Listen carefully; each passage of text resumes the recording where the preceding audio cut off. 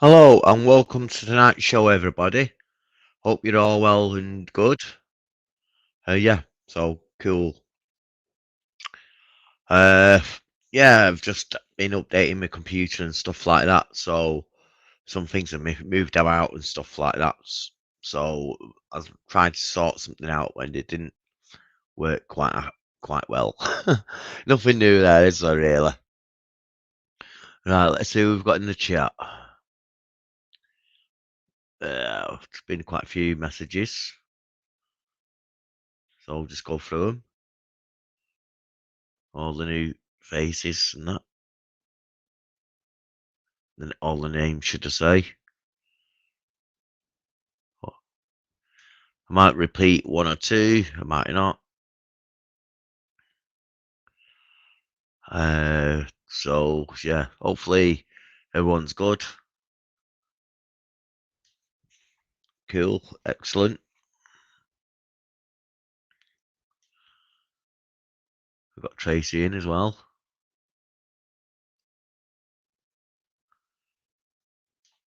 Yep, sorry if I miss any other people.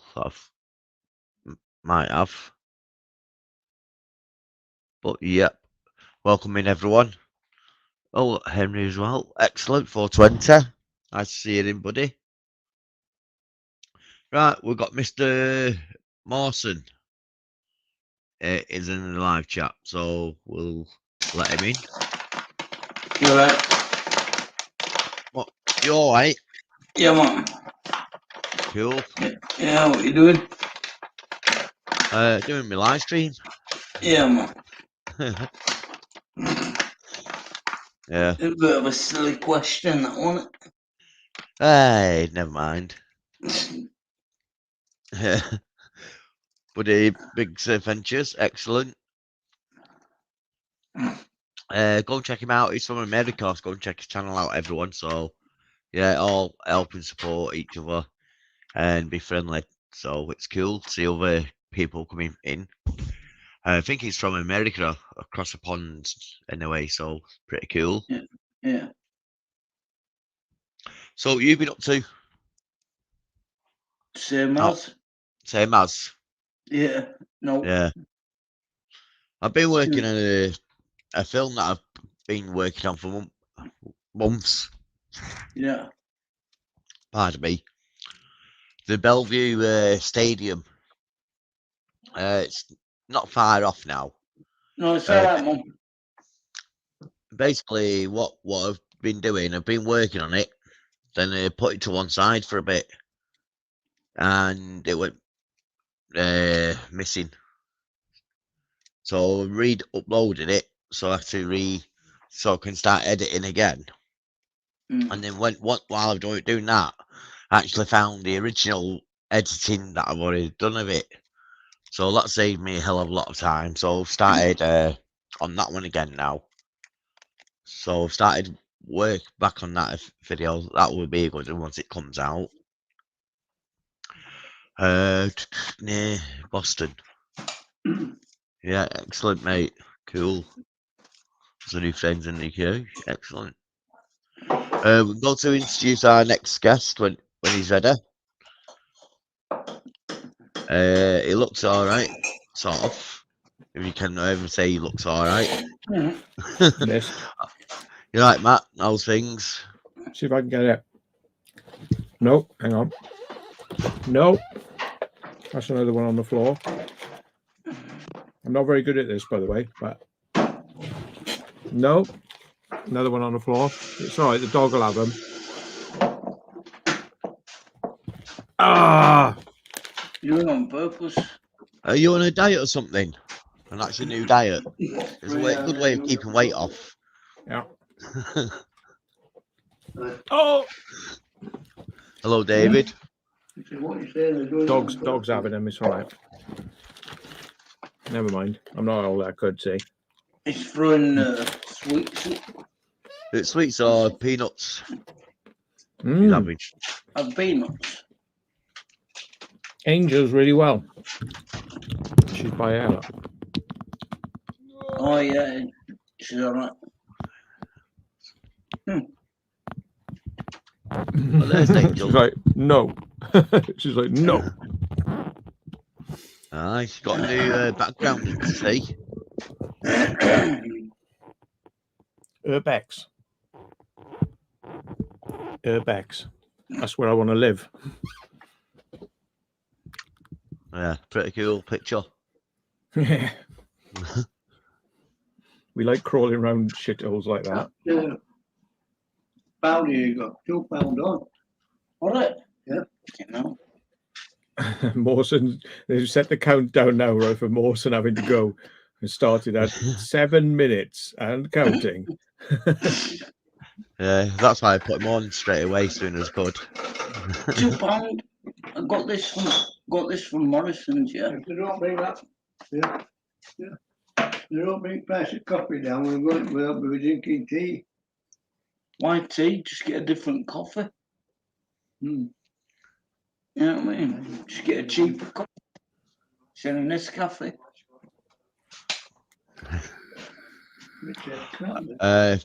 Yeah, thank you everyone for joining in tonight's Shit. live chat. That, yeah. Mm. £2 something from Morrison's. Just for that little jar of spicy shit, whatever. Yeah, it's Swartz. They take stuff that costs 20 pence and they charge you £2 for it. Yeah. Yeah. Crazy, man. Yeah, I've been putting out a video as well on Sunday. So that was at Manchester's Forgotten Crypt. So thank you everyone for going out and checking that. Also, in next, I think 2-3 weeks is going to be the special live stream when we're going to start giving prizes away. You know what I mean? For hitting 2,000 subscribers. But I've not just hit it, I've actually smashed it now. So it's overdue now, this live stream I've been saying. So want to get it out of the way and hopefully it'll be good. There's baseball caps, t-shirts, hoodies, mugs, all sorts you can win. So that should be good for all the new subscribers as well. So yeah, and all my old subscribers, because I've got a bit of a competition. Basically, got to ask you a question about a video. There'll be like a date or a number in that video, and you'll have to tell us the 4-digit code, and then you open the safe and you get to pick a prize out of the safe. So that's how it's got to work. So it's pretty cool. We've got a few more people in, like Mick, Wise Woman. We got Liam was in before, but he's got another thumbs up. There's Sue. Excellent. That might have been me sending you that then. On the WhatsApp pair. Oh, yeah. No, I was gonna bring up my little yeah, something like that. Gonna bring up my little friend.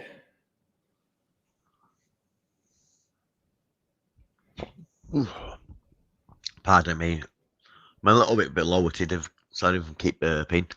Hopefully it's not picking it up on the mic. I had my tea just not too long ago. So, which little friend you talking about? If it's the one in your pants, you can keep it there.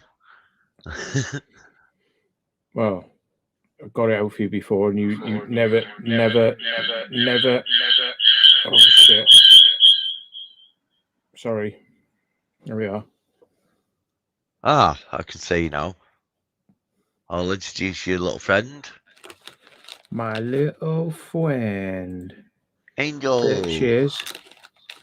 I don't know why he's so stuttery. Ah, do you want to have one of these? It's because you're doing live streams on a live stream, probably. Nom nom nom. Oh, she's in the same room as you. Yeah.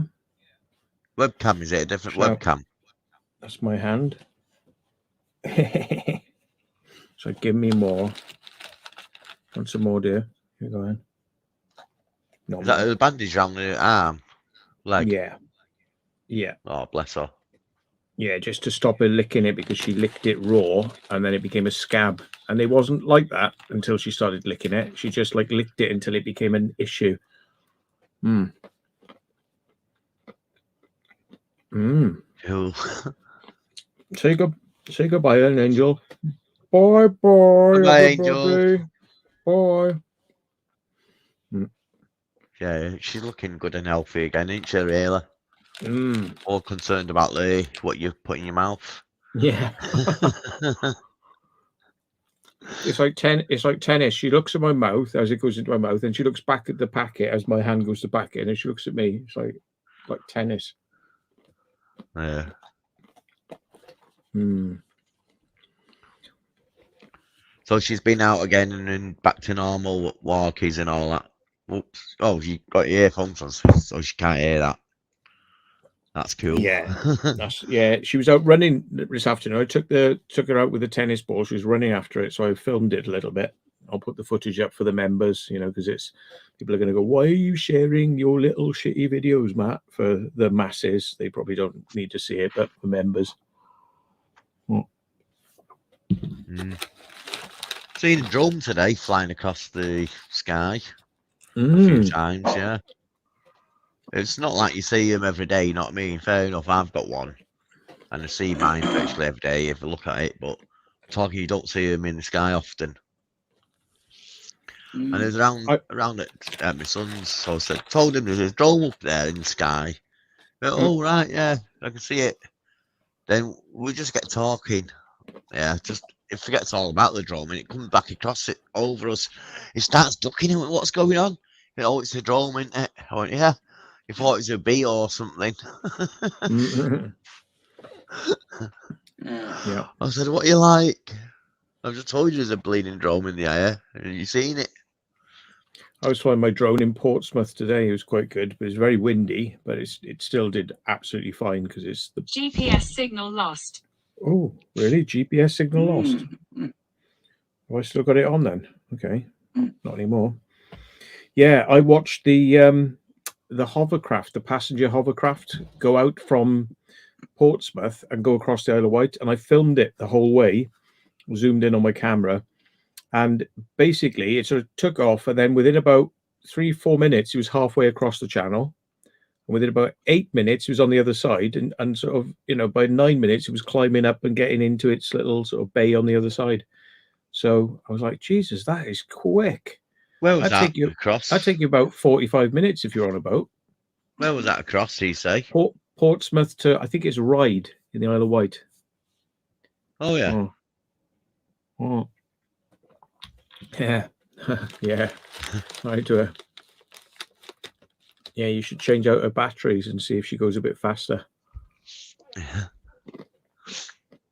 Yeah. It's been nice again today, the weather in Manchester. A little bit windy, but not too bad. Here. Cold. Cold. No, it's been quite warm up here. Cold here. What about where you was, Matt? No, it was all right. It was overcast. I mean, it started off sunny and then it became a bit overcast. Rained a little bit, but I prefer it when it's like that because it's not so hot in the car. What's my favorite vape flavor? That's the one. I can tell you what I don't like. I don't like anything that's called ice or has menthol in it, but anything that says it's cool or ice. Oh, horrible.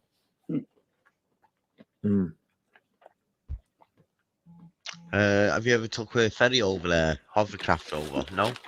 I haven't, and I've been thinking I would like to do it because if it disappeared and there was no way you could try it, I'd like to try it once. Yeah. Document it, record it as well. So, like you say, if it does ever disappear, yeah, it's been documented, and they can check up on your films for research. Yep. Fats, I need to phone you probably tomorrow for me drill. So yeah, I've got to grab that off you soon. Cheers, mate. He did say he would drop it round, bring it round, but like I said to him, I had a stroke, so I just told him to leave it for a little bit. So yeah, pretty cool. I was going to say, did you hear about that nun who saw the guy, you know, like flashing in the park, you know, and he was flashing and swinging his cock around. I mean, she had basically when she saw that, she had a stroke. Yeah, Matt's sense of humour.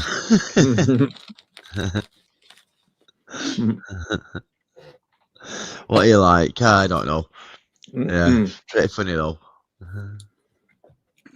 What's up I tell there? you what was quite interesting with that hovercraft today was it was completely shut down and everyone was getting on board, and then they literally closed the door. He goes beep beep to let everybody know he's just about to start up, and then it was just like a really low noise, and then the sort of thing sort of got up a little bit, and it was sort of about 20 seconds after that, it just went whoo, and just lifted up, and it's just like whoop, gone. And I couldn't believe like the startup to go was that quick. Like, you know, there was no messing about, you know, like if that was an aircraft or something, you'd think like you'd have to do checks and do lots of checks. And it was like, no, it was just sort of like get everyone on, start it, turn around, go. No messing about.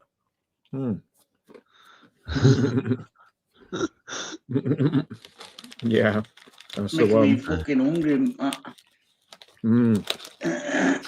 Dry roasted sluttery, this is. Yeah, I was thinking that about the snooker guy throwing the pound roll over. Yeah. There's guys that went over to him straight away. Obviously, I don't know what you call them, these referees of snooker. I'm not too sure. Basically, that could have been anything. You know what I mean? It could have been anthrax or anything.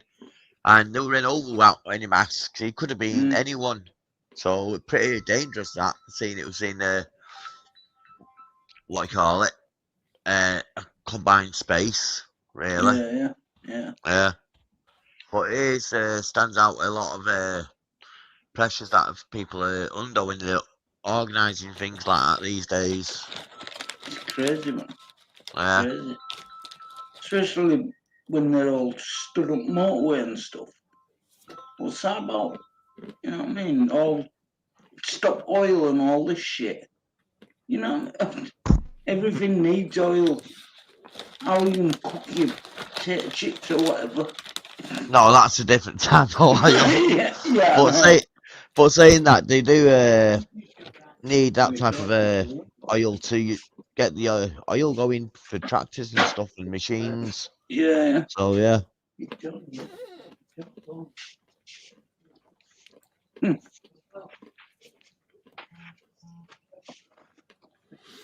Apparently, America has massively upped the amount of troops it's got in Taiwan.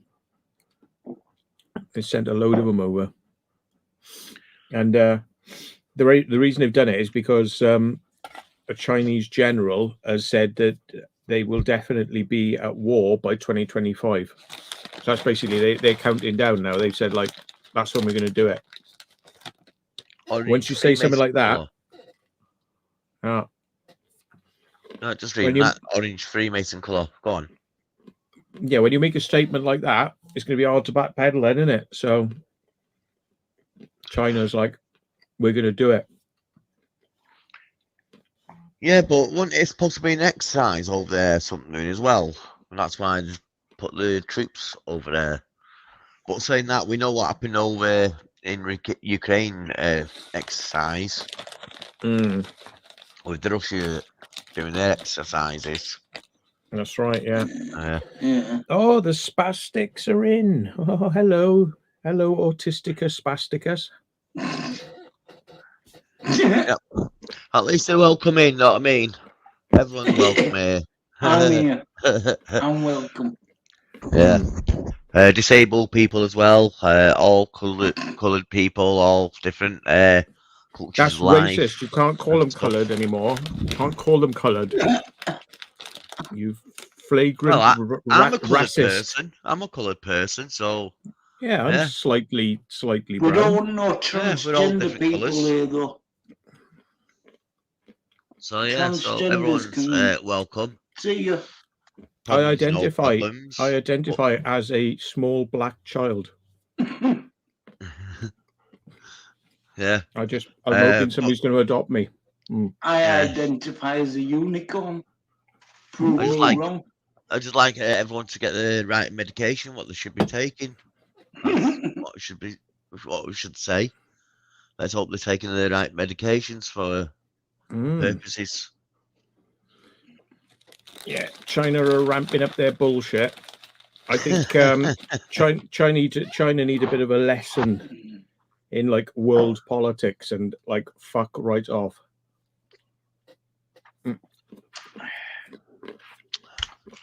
I don't know what's going on.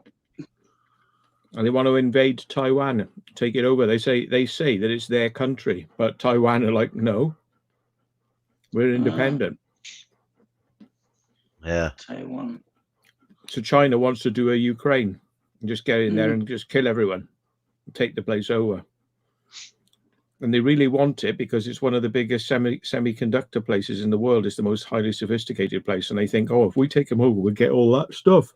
No, if you were going to take it over, they'd just bomb all those factories. They'd just blow them up. Boom. They're probably rigged for explosives anyway. They would go like, you're having it? Right, you're not having it. They just blow it all up. Yeah. Like, Because that's what the Russia and the Germans did when the border swapped in during the war. If one German base or a Russian base got took over, as the invading side was going to take over, they burnt all the documents, moved all the machinery out, and everything of value out basically. So there's nothing there in there for them, and that's how it goes. And you still see it now on abandoned engineering. These towns in the middle of nowhere where used to be big cities, but because nothing's there, they're just ghost towns now, or old army bases or stuff like that. Tom's Urban Explorer says, did anybody have a bet on the Grand National? No, because they won't let me bet on how many horses are going to die in the day, which is really what I think you got like good odds on. 3, 4, how many are going to die. So they won't let you bet on that. So nah, not really. Could you bet? I don't know whether they had a bet as well, whether you could bet whether it went smoothly or whether it got cancelled or anything. Yeah. I suppose some big bookies would have done that somewhere. Like Betis in the house. All these protesters got arrested before they got anywhere near the field to stop it. I think I'm not advocating this, but I'm thinking like, running across the field when the police know you're going to be there and they know you're coming, you're not going to get very far, are you? But what nobody's ever tried is ramming a vehicle through the fence and driving it onto the track and driving it up and down and just destroying all the fences. I think they'd cancel it then. Gee, I reckon you might be wrong there. Horse racing wouldn't exist without gambling. Well, it's always that thing of my car's faster than your car. Know what I mean? And it's a bragging point. So even if there's no money there, you always get someone racing each other just for bragging reasons, say my horse is faster than yours. Bucharest guided tours is in. Excellent. Well, that's just my idea, you know what I mean? What people race after if there's no money for bragging rights. So the thing is, it's one of the worst because you've got steeple jumps. Yeah, that's it. The horses can't see what's on the other side. They don't know whether it's a drop or whether it's a waterfall or water jump or whatever you want to call it. Where they've got to stretch it and try to make it over the water as the jump go up. They were saying, oh yes, we treat the horses so well. You want to see our stables and our yards. It's like world class. It's like, yeah, but then they have to go out in the racetrack where they're going to probably die. Quite a few of them. And a lot are going to get injured. Yeah, so it doesn't matter how clean your yard is and how amazing the stables are, it's still pretty chronic, isn't it? Nonsense. Mm. Yeah. Mm. New sport, fish racing. Tell you what, some of the fish don't have to go fast, you know. Yeah. Yeah. Mm. For the size of them. But I like, tried to to grab a mates. trouser reel once, but it got away. Mm. I was round at my mates the other day, and they had a fish about 25 centimetres long. Mm. And he said, "Oh, it's nasty, don't put your hand in there." Yeah, what, is it nasty? He went, "A little bit, yeah." He put his hand in, it started moving slowly, and he pulled it out quick. I went, "That weren't moving fast." He went, "Watch this," and he dropped it like a worm in. And as soon as like caught sight of it, wow, just darted from one side of the tank to the other. Mm. Same with the greyhounds. Yeah, I'm going to mention that in the Bellevue Stadium video I'm doing. Basically, it's a dog track, dog track, speedway track, and all sorts, grass tracking and stuff. So I'm trying to put a bit of history in it, but obviously not too much. Dropped peanuts into my keyboard. It's all in the Come okay on. thing. Wow. Get the peanuts out of the keyboard. Right, Jason, Oh, welcome they're in. everywhere. Excellent to see you in. Cool. Everywhere. Dog's doing well. Here you go. You look like a new member, don't recognise your name, but you're welcome in anyway, so it's excellent. It looks like Steve as well is another new person in the house. Do you know why the fest put on the horses upside? Horses down on up, right? When they are injured. What's that? I'm dyslexic, so it's a bit of a... Why did they put them down? Because they probably why they put the horses down? Yeah. Right, the vets. Right, I thought it said fests. It's my dyslexic that not reading it proper. Yeah. Yeah. The reason they do it is because if that horse is a racer, it's about money. And if that horse can't race, and they're going to have to spend hundreds of thousands of pounds on an operation, and it's going to be out of action for about a year, and then it's going to have to be trained back up. They're like, just get rid of it. We got 20 more. We got 20 more like it at home. So it's not because the horse can't be saved. The horse could be saved. It's just the tight-fisted bastards who want to train the horses and put it through that don't want to pay. No, because all it is good for then is not raising it again. If anything, a breeder. It'll have to turn into a stud. And is it worth it? Have they got a better stud than that? Like, I don't know. It depends. But like Matt says, it all down to the money, and they just probably get rid of it. Like they say, it's just Steve easier. Plumbob says they get insurance money. Yeah.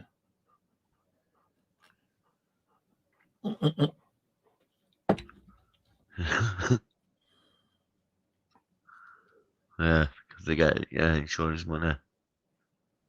Dakota UK, you right, mate? Excellent, nice to see you in. Cool. Whoops. Yeah. Well, this is it. See, because I mean, I think that just really, it's like greyhound racing. Yeah. They say like, oh, we love the dogs, we love the dogs. All of greyhound racing is all about breeding dogs until you get one that's good. Race it. If it's injured, put it down. Right. And if you get all your other dogs that didn't do so well, put all 9 of them down and just keep the one good one. And it's just rife. I mean, like they don't even try to hide it in greyhound racing. Yeah, in horse racing, it's all a little bit more behind the scenes and covered up. Like greyhound racing, it's like if your dog's good, it lives. If it ain't good, it dies, and all his brothers and sisters. Yeah, Red Drum that was the winner, wasn't it? Once in the Grand National. Yeah, But didn't that end up in the same way? Injury and then put down in the end. I think was Red Rum actually kidnapped? I'm not too sure. I remember a horse as well getting kidnapped. Oh, he died Yes, in basically 1995, things. aged 30. Also, it didn't get put down to an injury then. No, my mistake. Did Red Rum ever get stolen?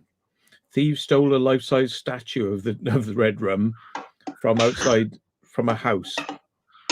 Hang on. So where did I get this thing about which race horse was stolen? I never found. I think they did find it. I think it was returned. I think it was held hostage. Shergar. Yeah. Shergar disappeared. And it was like, did the IRA kidnap him? Yeah, that's what people are saying in the chat now. Ah, right. Here we are. Yeah. That's the one. Right, I've got to go. I might be back. All Okay, right, mate. no worries. All right. Thanks for Catch coming you up, later. mate. Much All right. appreciated. See you in a bit. Yeah, man. All right. See you later. Bye. We've got storms and radios in the house as well. You all right, mate? Cool. Big Owl is in the house.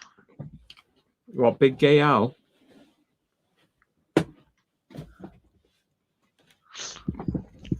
Big Gay Owl from South Park. AL. Yeah. Not seen South Park for a while, you know. No, I haven't either. I did promise myself I was going to watch them all, but I got so far and I was like, I don't know what it is. It's one of those, it's like, you know, it's hard to watch sometimes. Yeah. South Park sometimes, yeah. But where they come off with the storylines, fair enough, they get it off the news, some of their stories. But sometimes, what these storylines they come out with, they must have been taking something at the time. You know what I mean? It's like, that's a crazy story. You wouldn't think of how to write that unless you were taking something. Yeah. I've been having trouble with my my torch recently. So I stripped it down. I stripped down the battery compartment, and I found that there was like a buildup of like mucky corrosion stuff that had actually worked its way right across the motherboard. But I had to take it all apart to see inside the battery area, and then I cleaned it all up, and then I got a Dremel on it, and I shined every piece of metal so it made good contact, every single thing, put it all back together, and I'm hoping it's going to work now because the batteries are all reporting they're perfect in it, but it goes off really quickly, and then the batteries are all still charged, you know, and it was like, what? So yeah.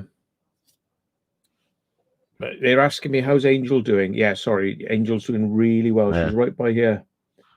I'm just trying to catch up on all the message. That's Graham Newman. Newman who said it. Well, here's a weird one.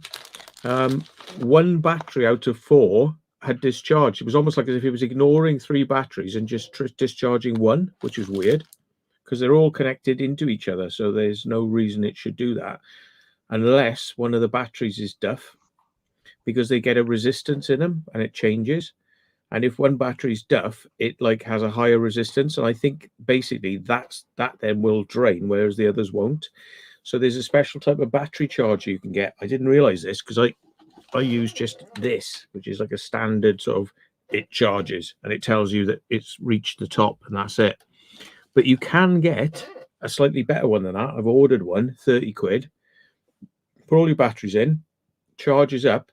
When it charges, at the end of it, it tells you what the resistance of the battery is, which tells you whether the battery's shagged, basically. It can still charge, but it will throw everything out when you put it in with another set of batteries, because it'll be kind of like the, you know, the the black sheep of the battery compartment, like, you know. So yeah. No, I've not heard anything about that.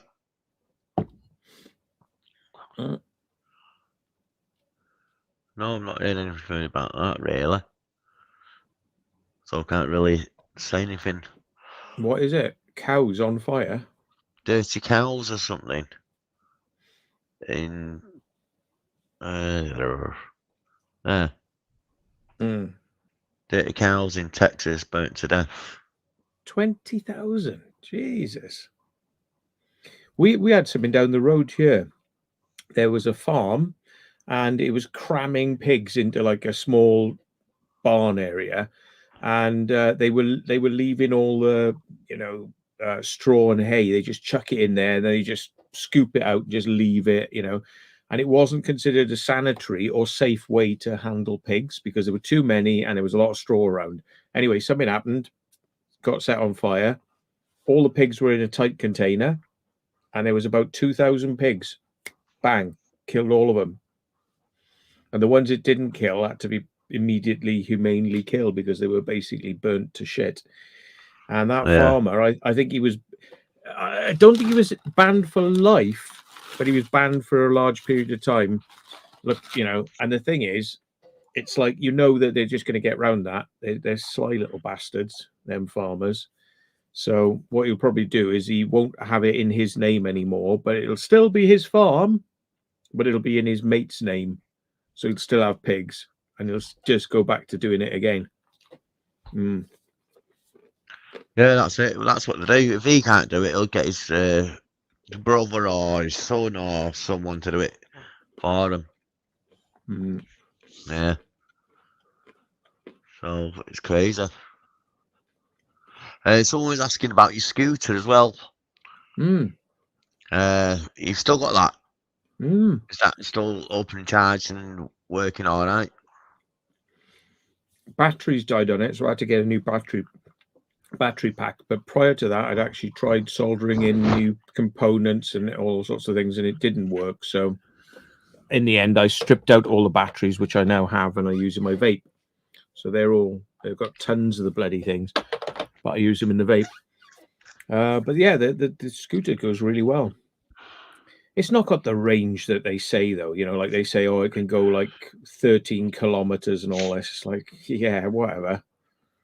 Not really. Yeah. If you don't mind going slightly faster than walking pace, maybe, but not if you sort of open it up and go a bit of speed.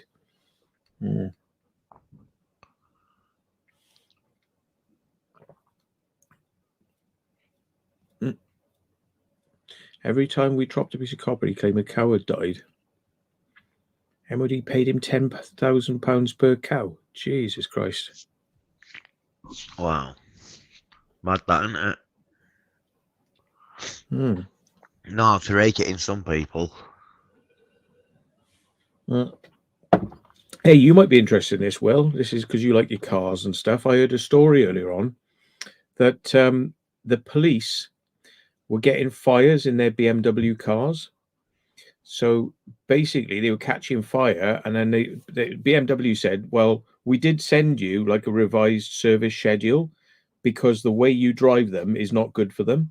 Like stop, start, and then like 120 miles an hour, and then stop, start, and leaving them idling by the side of the road whilst you're watching cars, leaving it idle for 2 hours whilst you're speed gunning and all that. He says about the worst thing you could do for them. So they gave him a different service plan, and the police then ignored it. They were not interested. So the police have intentionally wrecked massive amounts of their cars, with this. So what they do is they auction them off. Okay. But when they auction them, police cars have no MOTs because they buy them new and they're never MOT. They're exempt from needing an MOT. So there's never been a record of the mileage. And they sell them to auction houses, and the auction house will often offer, do you want us to do an MOT when we get it in? And they go, no, that's fine. And it's a well-known scam. The police can get more money selling it to the auction house. Yeah, they can get more money for that car if it's got no MOT. It's worth more money. Why? Because there's no record of the mileage. And guess what happens? A car that's got 160,000 miles on it, they turn the mileage back and say it's got 30,000 miles on it. And that car's worth a lot of money then. So it's like, it's a well-known scam in the vehicle industry that police cars are great to buy because they don't have MOTs. So there's no record of the mileage. And you could take a high mileage car, make it look like it's low mileage, make a load of money. Dodgy as fuck. And the police know about it, but they won't get an MOT. When they're getting rid of their cars, they won't MOT them once because apparently that's going to cost them money. Like all the money they fucking waste all the time, like the police, yeah? No, that's going to cost them money. And it's like, they know those cars are going to be illegally clocked back. And yeah, that is the thing. I found out about it today, and it goes on a lot. Yeah, I think someone called Jeff sells cars or Jeff buys cars. That's it. Or, that was the guy I watched. YouTube, yeah. That was it. He done something on it. Yeah. And do you know what he said as well? He said, look at the registration of this car. He said it went into auction, and auction advertised it as 160,000 miles on the clock, right? Then it goes to a car dealer's. Car dealer says 30,000 miles on the clock. So it was recorded, but it's not officially recorded. It's like, it's just the figures that the auction house has given, but they're saying this has got 160,000 miles. But most people would check the MOT records. They wouldn't go checking auction records to see which auction house sold it. Yeah. So basically, if you did check with the auction house, you'd say, oh no, they've clocked that car. They've taken it like down 100,000 miles off the car. Unbelievable. And he was tracked a few of them. He went, look at this one, and this one, and this one. Auction said this. New dealer says this. Yeah.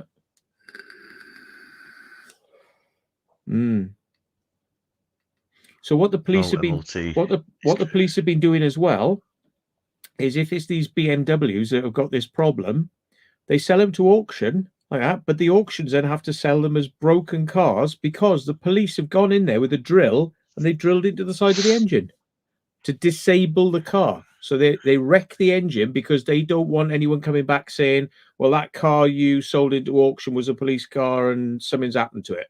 It caught fire or anything. Yeah. So now the police are actually disabling the vehicles before they put them into auction, right? Because it's cheap to just drill into the engine. And that's public money was spent buying those cars. And now the police are actually throwing that public money away because they devalued the car. Duncan, it's a bit different in this country.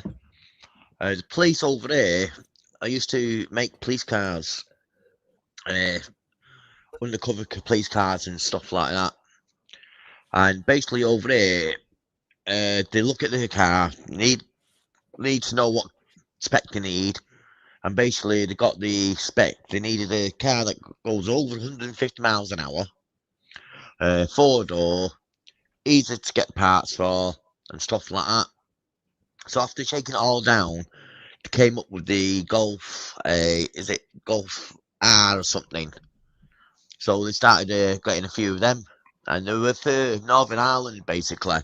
To go over to Northern Ireland, there's armed support with the guns in the back.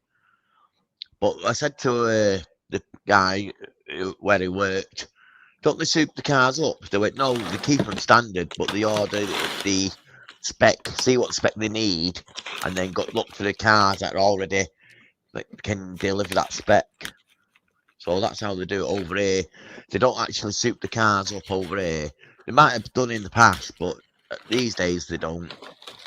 I know back in the day they used to get the 2.8 Capris and put like concrete slabs in the back to grip it a bit more. But normally they don't really modify their police cars over here. So what's the other one messages seen there?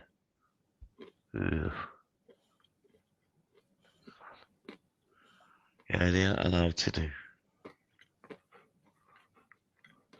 do. Yeah. But yeah, basically when this go to auction over there, they take out all the electrics and even the detailing off the side. They've got to take at least the force sticker off. You know, the emblem of the one saying the police and the police badge, the crest of the town or city they're from. It's called delivery. These stickers, delivery. That's what they call it when they put the stickers on the cars. Somebody who's in the chat, I won't say who. He's got a replica police car. Drives around in it, and he turns the lights on and all sorts of shit in it as well. It's fucking do that in the UK, you get fucking hammered. Yeah, it's called impersonating a police officer. Even though you don't look like a car, don't look nothing like a police officer. But they say you're impersonating a police officer as a police officer in a car. Yeah. You're not allowed blue lights flashing in England, only for emergency vehicles. The orange lights flashing lights are for slow moving vehicles, i.e. dust wagons or motorway maintenance and stuff like that, or recovery vehicles. Yeah. Yeah. There's loads of stupid laws about lights and backlights, front lights. You can have actual blue lights on the front of your car as long as they do not flash. But you are asking for trouble, the police will pull you, more than likely. But you can have at least some lights, blue lights on the front of your car. Wouldn't recommend it though. Basically, it says you got to have white lights at the front mainly and red lights at the back. But you can also have different types of colour lights. So, yeah. Loads of different guidelines and stuff. It's very hard to keep up to touch with and up to date with all the things. I heard you can have any coloured lights you want on the car, but you're not allowed to modify the original lights. So they have to be the original colour. So your headlights have to be white and your taillights have to be red and orange indicators. You can't modify those colours. They have to be as it was produced from the factory. But if you want to, you could put just above them extra lights, screw them in. They could be whatever colour you want, but you're not allowed to modify the original lights. Yeah. You can have a big light bar like on the 4x4 that once you turn it on, it just blinds everywhere. But you'll only use that off the road, not allowed to use that on the road. So there are different things and different ways you can have different lights on your vehicle. And suppose if you had a big one like that, a light bar, like I say, but turn it into an infrared light bar and then have an infrared camera mounted in your grill, then you could have like a Tesla system where it can see in the darkness with no lights on. Yeah. But obviously, you probably get pulled again for having no lights on.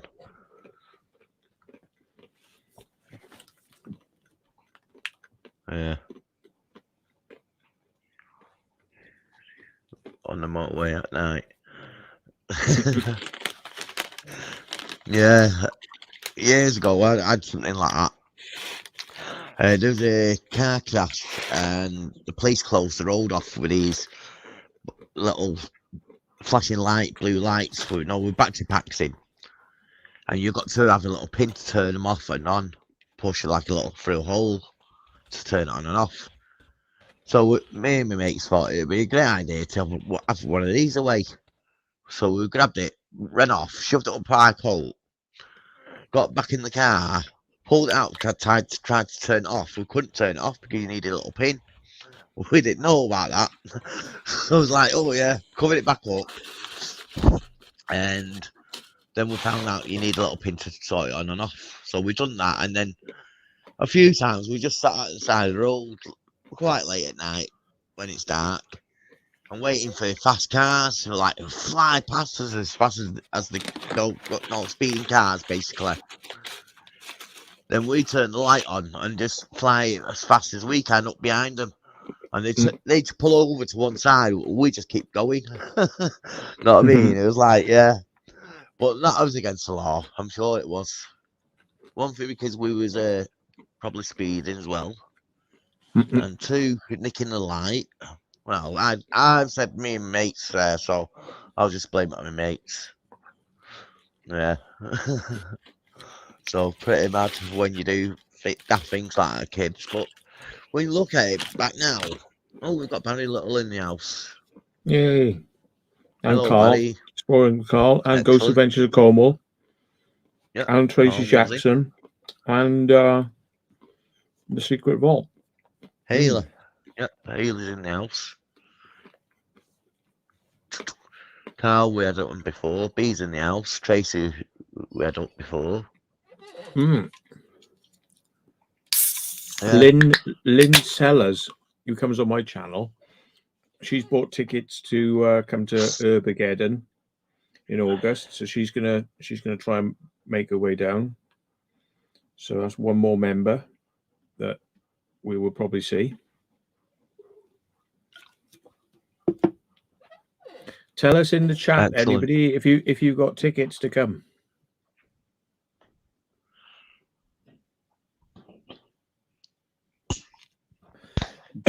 Yeah, Beeper Bear asked about. I got this like wrecked scooter that was in the catacombs. Brought it back from France.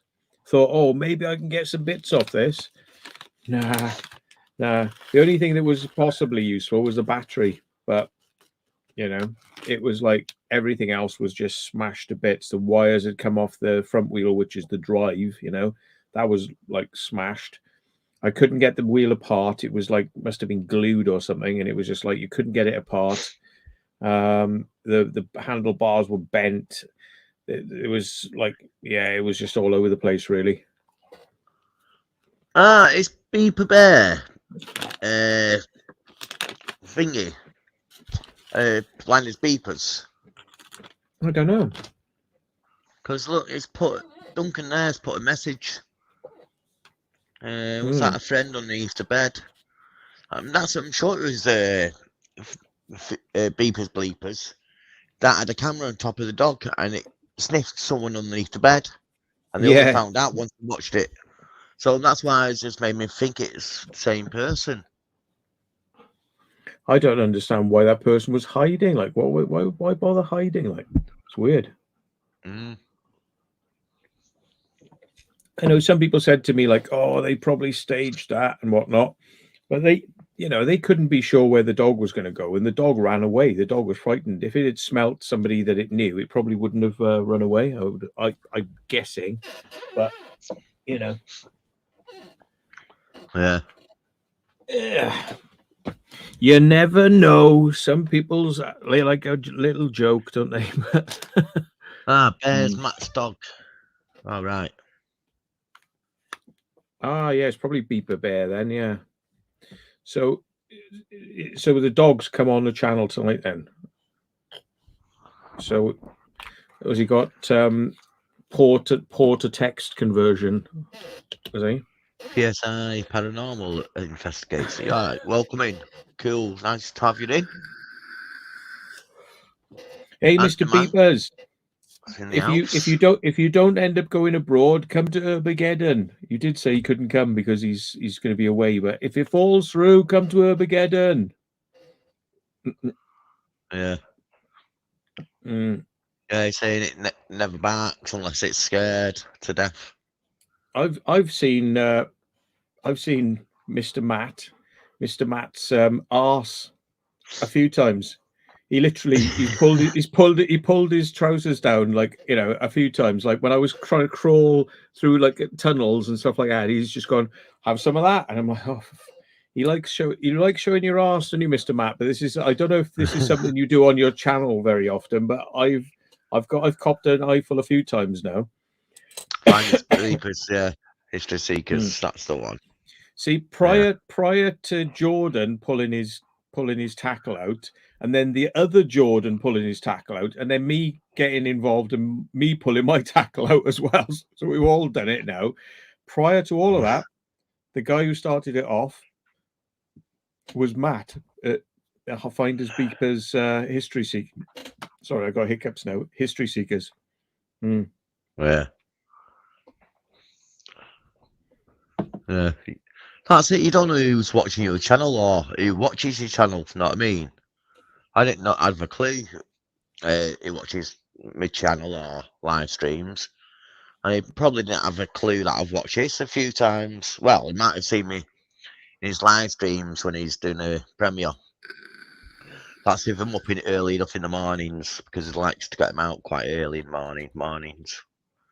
I haven't got yeah. any contact details for you, Matt, by the way. Even though we went to France together, I forgot to ask you your like contact. I could probably work it out, but yeah, you know, email us, or maybe I should email you, and we'll have to share contact details. He's off to edit. Oh, he's come in as himself now. Look, finders, beepers, history seekers. Whee! Yeah, man. Get in touch. We'll have to share some pin information because I can't always get up to like up north where you are because it's such a long drive, you know, and maybe you can go and do some of these places. And if there's places down by me that you can't get down to, maybe you send them down to us.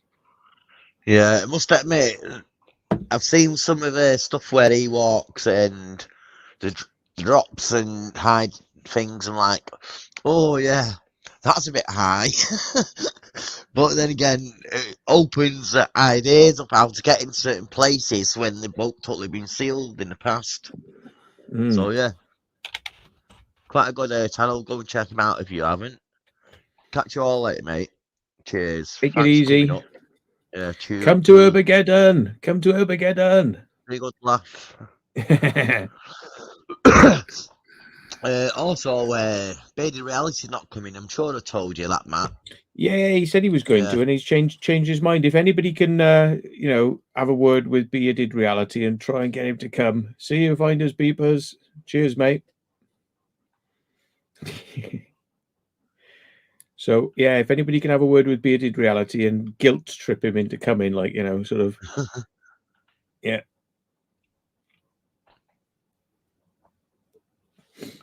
Yeah. Yeah, I got pictures of sloths. I've changed all my backgrounds to sloths now. It's quite good. Sloths. Oh, that's what I want to ask you as well, Matt. If I send you that link back to you, the one that you sent us about the B&B. It's all gone. It's all gone. That B&B place or whatever it was. Oh yeah. I haven't got that now. No, I've got the link to it. The one you sent us. So can you recheck it and see whether it's the same or whether it's been whatever? Don't do it now, obviously, but you know what I mean? I'll send you the stuff back. Then it can get it ordered this week. Yeah. Yeah. I'll have a look. Yeah, okay, I have got it. Yeah, I think it is still available. Yeah, and it's the same price, 90 odd quid. It was, yeah, what's it? Hang on, let me just check that. £92 a night, but you can get three guests. You could probably squeeze an extra one in there, you know. Yeah. I'll have to get onto that. So that link you sent us, just click on that, go to book, and do it that way. Yeah. So that's still up to date, that one, yeah? Yeah, my dog's just gone underneath my desk looking for all these dropped peanuts, pushing me out the way. She's like, ugh. That's it. You've got no more left to give us, so she might go and get the ones that you dropped. Yeah. No, I got this like thing. It's like I go, look, there's nothing. It's all gone. And then she's like, right, I'm out here now. Right, where's those drop ones? Yeah. Yeah. She's not stupid. Hopefully change his mind. Oh, Haley's coming. Excellent. Cool. Who else is coming, Em? Yeah. Who else is coming? Yeah, Daniel Alex is coming. I think Barry Little's coming, actually. If Barry Little's coming, get a coach and do like a bus tour all the way down and charge people, pick up fees. Have a party in the bus. It's not Herbageddon, it's Urbageddon, as in Urbex. It's I'll see if I can find the details for you now. Somebody probably put it in chat, but before I get to it, but yeah. Aye. The only trouble we've got to share a bed with you, Matt, you're saying there, Pompeii. Mm. Uh-huh. It'd be great to meet up. Everyone really will. Imagine getting in the train. I got it. Train. Ah, he's getting the train. Right, here we are. Look, if you click this link, it'll get you the information, and the tickets are limited because there's a load of us are going. I'll give you the names of who's going now. John Bengal presents Secret Vault, whoever he is, Proving Demons, Kaylee Colston, Exploring with Brady, Vacant Haven, Hidden History with Ray, Exploring Within, Dark Arts TV, Dark Arts TV, the Flex Tapes, Exploring with Fighters, some guy called the Urban Legend UK, the Exploring with Carl, Urban Paranormal Oxford, Oxford's Finest Explorer, and then Abandoned World Explorer. Right, but the most important person of all who's going to be there is B-Face Computing. Yippee! There we are. Hopefully, Lens is there as well. They've just got a ticket. Yeah. Excellent. Nice to see you. We met up with him in the Finger Screenfest, didn't we, Matt? Which one again? Sorry. Screenfest. Who? In the pub. Through a Lens. Through a Lens. Oh, was it? Yeah. I've kind of forgotten now. I'm shit. Unless you like beat me up or do something else to me, then I tend to have a bad memory. So yeah, he's got Kev Brentnall says he's going to come up. He's driving from Cornwall. There you are. See if you can find somebody else to share the car with you, mate, and then it'll be a bit cheaper, isn't it? Oh, yeah, that's a bit of a shame. Someone's over from the US. They could have made it, but obviously they're back by then. That'd have been cool for him to come over, wouldn't it? Yeah. I think Pompey's coming. Yes, he did say, yes, I'm coming, he said. Yeah. He said, yeah, he's got to share a bed with me. Look, there's worse things you could experience in life, mate. I mean, like having a girlfriend might, be much more horrific, but yeah. Sounds like Kev's coming, driving from Cornwall.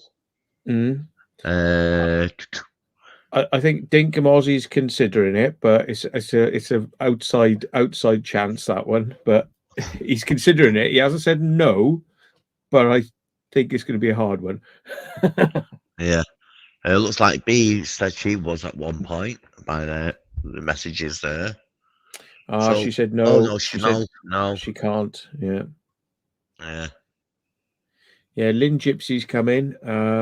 There's a few others are coming.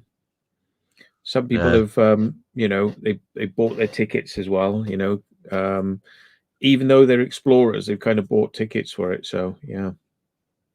I think kind of they can't give too many explorers unless they're like bloody world, like massive people. Like they can't give any more out because it's literally going to be like, it's got to the point now of saturation. So yeah. Is that a comedy club? It is the Comedy Store, London, where a lot of famous comedians have given performances before they got into being TV stars. Yeah. It might probably do it next year as well if it all goes well this year. Know what I mean? And if so, might be like another venue, a bigger venue next year. I don't know. He's not on the panel to say. He's in the chat though. But if it all goes well, it might be even a bigger do next year where you can go outside, like a Scream Fest or something, or a big event. Maybe it might turn into one. You never know, do you? Yeah. Well, Dinkum says it's a long swim across the ditch. Well, can't you do it like a tax write-off, or say it's like a trade fair or something like that, and sort of you could just write it off then on your taxes or something, Yeah. There's probably a Screen Fest as well, but Dan's coming down to this one. I think the thing is, because Screen Fest happens between 7 o'clock, it only opens at 7 and then it finishes like 9:30, like the latest. So you got a small window there, and you know, some people can go back to the pub, but it's not an amazing window of time to get to meet people and have a chat. So this is going to be massive, like from 12 midday till midnight, and it's going to be like straight through 12 hours of meet, chat, have a laugh, you know. Yeah. And yeah, I think that what Screenfest should do, open the door for about 12 hours. Then you get time to meet the people like Dan and everyone. And also you get time to do the attractions and then ride the rides and spend a bit more time, a bit more money. I think that Yeah. would have done better in Screenfest if they opened the time longer. yeah. Yeah. And because we're on like the guest list, you get like a VIP pass. So you've got like you can go through the fast track. But even the fast track, if you do all 5 of the things, by the time you come back, the show's over and you've still got no time to speak to people. So as a you know, guest who's meant to be chatting to people, it's hard, you know, to kind of fit it in, really. Yeah.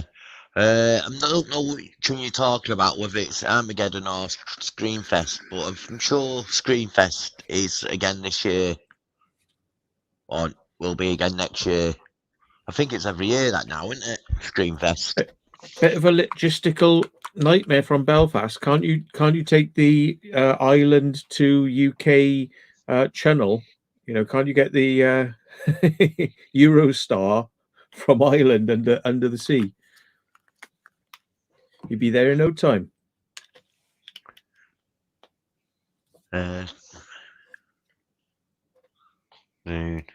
Sure. Yeah.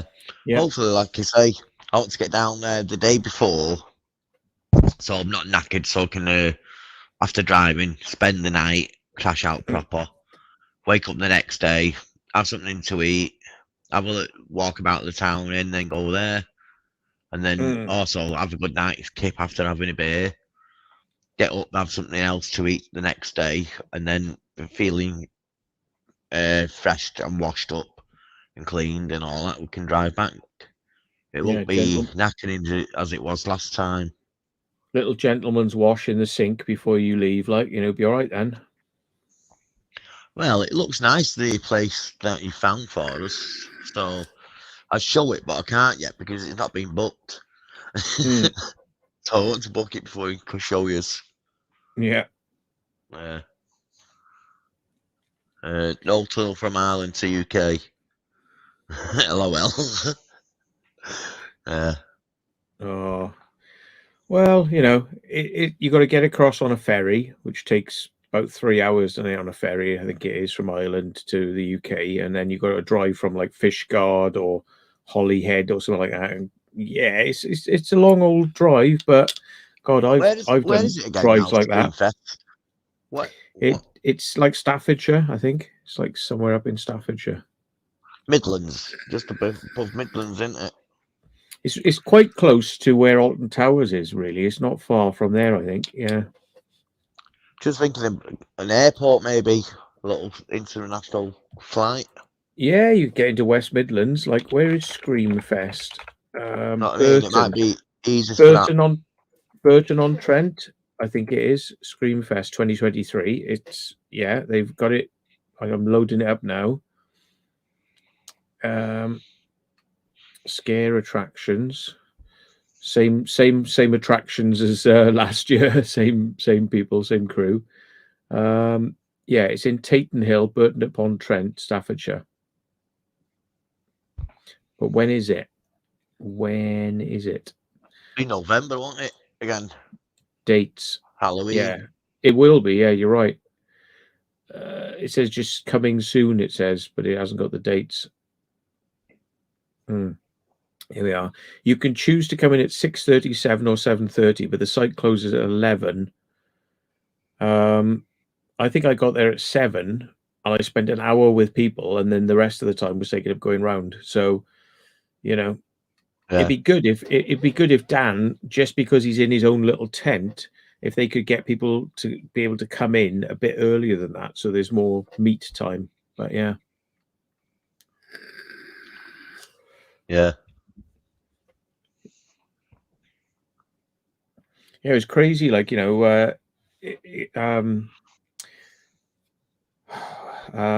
Steve Ronan was there, and oh god, I forget the bloody name now. He's like one of the biggest urbexes in the world. Tell us in the chat. I'm shit. I can see his face. I can't remember the bloody name now. 8 hours, yeah. From Yeah. saying that, yeah, it would be good to be there, but is it worth it traveling all that way? That's right, Josh. That's right. Thank you, Daniel and Lee. Exploring with Josh. Yeah, I don't know why I got a brain fart then. Yeah. Well done. Saying Thanks. that, if you never met him before and it's the only opportunity, so I suppose it is. Depends how much of fans you are of the people who are there. But like I say, like Matt says, there's loads of different people there. It's not just the fighters. There's Matt turns up, I turn up, Flex turns up, Dark Arts turns up. So you get to see quite a few people. So it is quite good. Tell you what, I've not really heard much. You've heard of celebrity hunters, haven't you? Where they go around and get pictures took with celebrities and stuff like that. Yeah. I've not heard of a YouTube one. You know what I mean? Like crazy where they go around and get pictures taken with all the known YouTubers. Not like they do with. Yeah. Fair enough. I know a few people go up to a few people like Charlie Veach. Oh, can you take your picture with us and like that? But not like it's a celebrity where they go around looking for celebrities or it's not like around here. It's a sitting around. You always see people outside there looking for autographs, but you don't really see like YouTube hunters. Yeah, because we don't really want people knowing where we're going to be for obvious reasons. Yeah, that's true. But you know what I mean? It's like Screaming Fest like that. If you are some sort of like YouTube hunter where you want you get your selfies took or a signature or something like that, that's probably the only places you could really meet up, like a Screenfest. So I suppose Carl, it is good in a way like Carl, you cynic. He says Urbex is small. Well, there's a lot of us. Yeah, I don't think we're all that famous, but I've still been spotted in my town a few times and like going into B&Q and you know in Lidl's and people have said like, oh Matt, you know I watch your channel. You know, it's quite a few. It's quite mad. Like, and I can't get over how many people have spotted us. Like, yeah, that's what I'm saying. Not just urbexers, but YouTubers. That's why I said YouTubers, like celebrities. It's either footballers or just celebrities. Yeah. Yeah. I'm surprised, really. All these people I've met, like in Lidl's and B&Q, and none of them have ever said, "Oh, can I have a photograph with you?" It's like fucking break your camera with my face. Yeah. Tell you what, I did get turn up at one place, and someone recognised me, and they said, "Oh, can we take a picture with you?" I think Carl was there with us. I'm not too sure. It was the Wild Boars Hotel. No, the black and white Tudor one where Dan done his film. It got wrecked. It got wrecked, and it got wrecked afterwards. They were idiots, like swinging off the chandeliers and stuff. Yeah, we got there the next day, like everyone else did after Dan releasing the video of it. So we got there. There's loads of cars pulled up, and then there was this an idiot explores. He's called. And he's still got his channel going now. He sometimes pops in the chat and stuff. And he went, "Oh, can I have a picture of you?" I went, "Yeah." So obviously he knew who I was. Picked up him, yeah. Happy as hell, Eric or whatever he's called. No, Happy. I did tell a lie. Yeah, a few people did ask me for my photo when I was at Screamfest, but yeah, it's quite weird experience. It is a bit weird though. I know I'm not big. It was small time then, but like you say, it's a bit weird how people come up to you and picture but suppose more you get known, more people like and get your picture. Like with me and Charlie Veach, I went, "Oh, can I get on?" They went, "Yeah." Took a picture with me and Charlie. And yeah, it's just one of the things like you do. But when it happens to you, you think, oh, it like steps you back. You're like, oh, yeah.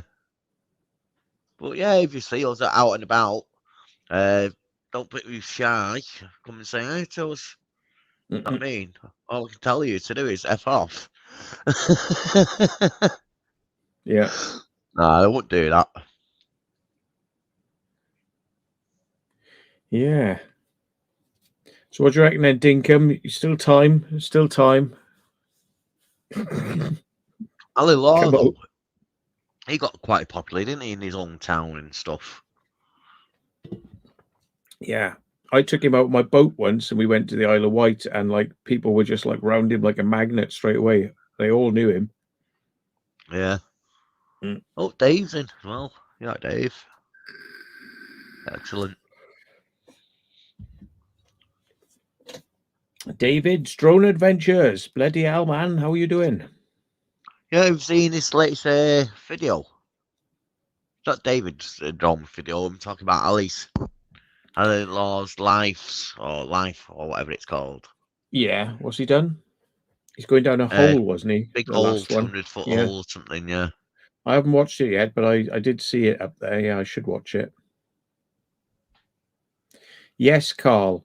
People have been putting stickers up in abandoned places, and they love it. They love it, and we all go, "Well done!" when they do it. We go, "Great," unless it's this retard whose sticker is actually on my floor, which is where it belongs. This retard, yeah. Check it back on the floor. It's all covered in dog hairs and shit.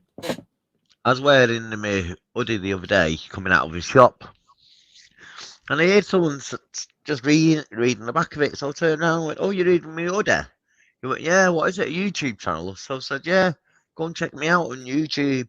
He went, "Oh, is it your channel?" I went, "Yeah." So I don't know if it did or not. But that's what I said to Carl. When he had his hoodie, when we used to meet up, and I didn't have a hoodie, Carl did. I'm like, "Carl, I don't know if you noticed, but there's people looking at your hoodie and then pulling phones out, looking at the phone straight away." I went, "Oh, didn't notice," but then he turned around and clocked people doing it. So it's like free advertising, so it's good. Yeah. Maybe I should get a little thing that I can sew onto the back of my black jacket that I wear when I go out places. The motorbike Cordura jacket that you could just like get through, like shunk through thorns and stuff. That's quite good at. Yeah.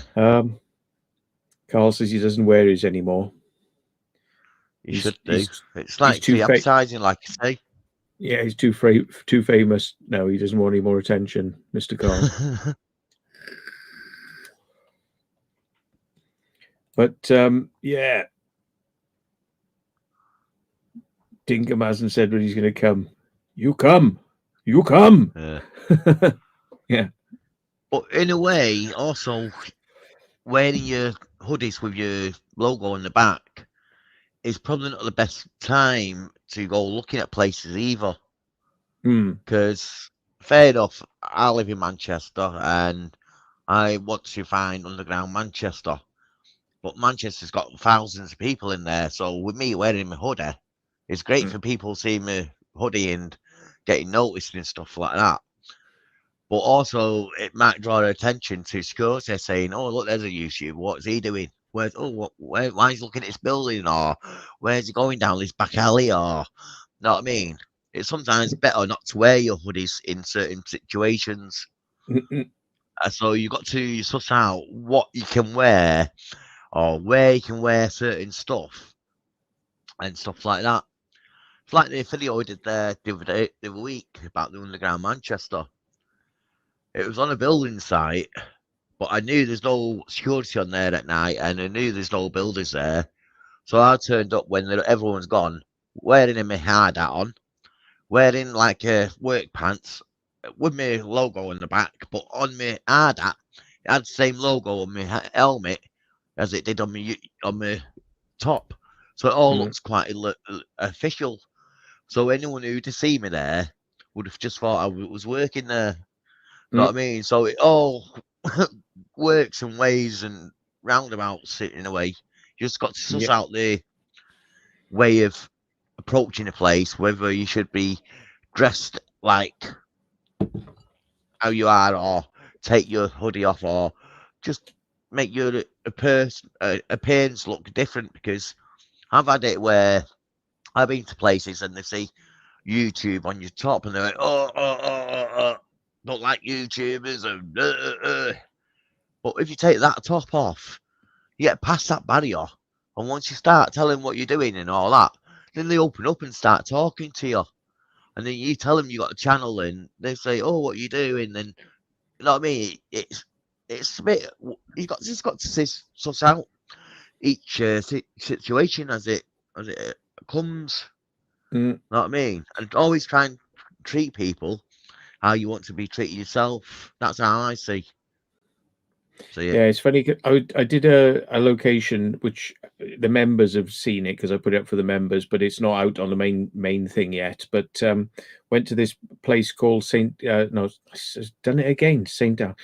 Alfred's Tower, and it's this really tall tower. It's massive. It's like a couple of 100 feet high, and you can climb up the stairs and go to the top of this tower and look off the edge. And it's bloody, it gave me vertigo. Like, you know, I was like, whoa.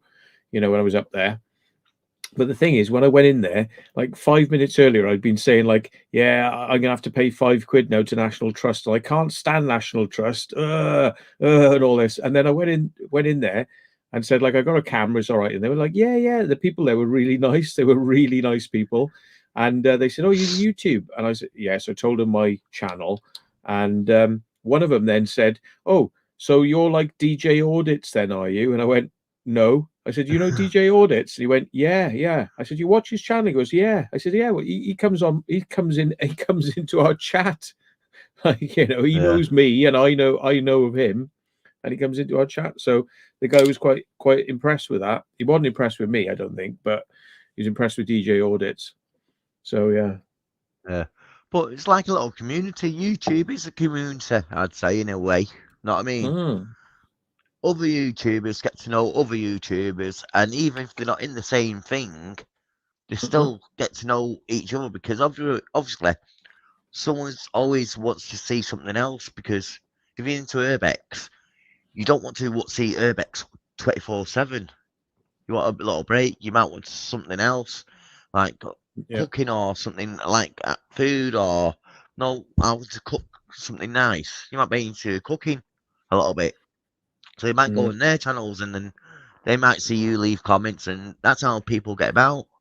Like I say, when people come and leave a message in the chat, that's why I always put the message up there. So if anyone wants to go and check the channels out, they can do. You know what I mean? So it is a community service, like a big community, and everyone works together. It's great, but it doesn't always work like that. People fall out. It's just like real life, really. You know what I mean? People get jealous and all sorts. But yeah, once you get past all that level, there's a lot of that about. Yeah, once you get past all that level, and you get the immatures and started taking the medications, what they're supposed to, things hopefully calm down for them. Know what I mean? It's usually like the biggest problems you get are with the smallest YouTubers, like the small channels and things, and they've got like a big attitude for like a small presence and a small channel, and they're like, I'm the big I am and all this, and they honestly think that everyone should, like, you know, bow down to them and things and bend over for them. And it's like, you know, what they don't realize is, like, we're doing it for fun. You know, and we're not like trying to own locations and say, oh, you can't go in this location, you can't go in that location. But it's the smaller YouTubers, and they seem to think, like, you know, that these locations that they've gone to, they belong to them, and they don't want anyone else going there, and they get pissed off when you go there, and like, people get really pissed off if you won't go on and explore with them. Like, but I don't really want to meet people I don't know on and explore, you know, like me be there on my own. You know, I just don't feel safe, to be perfectly honest, when I'm around people I don't know that well. You know, it's like, but they get really pissy if you say like, nah, I can't meet you because I've just had problems in the past, like, you know, and they're like, oh, and like some people take it the right way. They go like, oh, fair enough, I understand, that's fine, yeah, great. And some of them go like, oh, well then screw you then, yeah, rah. It's like that. And there's a couple out there like that. There was one who put a video out the other night, and he was going on for about 10 minutes, going like, Secret Vault's a wanker, Hidden History of Ray's a wanker, Exploring Within, lanky shit, da da da da. He was calling some people fat, and he was like, da da da. He was just like hammering off. Now, these are all people that he wanted to go out and explore with, but because they wouldn't go out and explore with him that day, we were all wankers. Because we wouldn't go out with him immediately. Like, Yeah. This person we've never heard of, and to be honest, I think we dodged a bullet by not. To be honest, Zigzag, he's just left a message there. Oh yes, Audits his favourite like videos he watches. yeah. Basically, I think Urbex and auditors goes in hand because I think a lot of Urbexers watch a lot of auditors just so they know what to say to the security guard when they get approached, if they ever do. You know what I mean? So they know that rights. I picked up more rights watching auditors now than I ever did do my Urbex when security come. So if security come now, or if the police come now, I'm more relaxed and talk more. Where when I first started out, I see security or the police, I probably would have gave it legs. You know what I mean? I've done before today, but now you're learning stuff like that. So yeah, it's great. Like I say, it's all a bit of a community. You all learn something from one another, so it's great. But like you say, it's great when it all works, and when it doesn't, it can be a pain in the ass. Yeah. I watch auditing DJ and PJ.